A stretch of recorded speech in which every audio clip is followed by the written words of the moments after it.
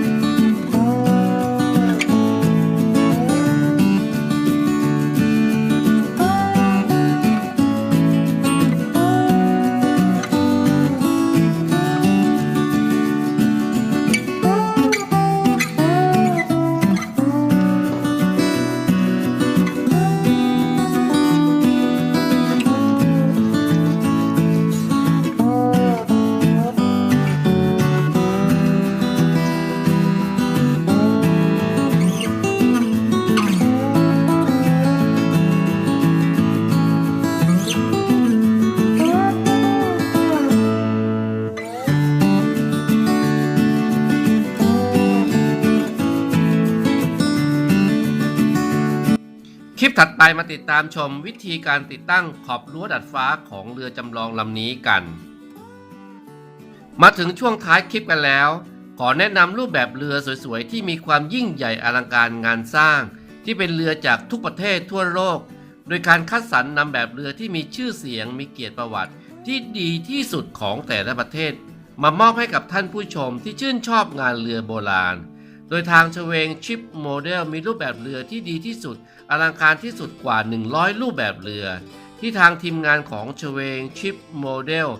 สามารถผลิตตามต้นแบบด้วยความละเอียดปานนีตถูกต้องได้สัดส่วนเสมือนเรือจริงๆทุกประการโดยการควบคุมดูแลการผลิตจากครูช่างอย่างเฉวงชิปโมเดลทุกขั้นตอนหากท่านผู้ชมสนใจในงานเรือโบราณสามารถติดต่อได้ตามเบอร์ 089-991-2901 ได้เลยนะครับ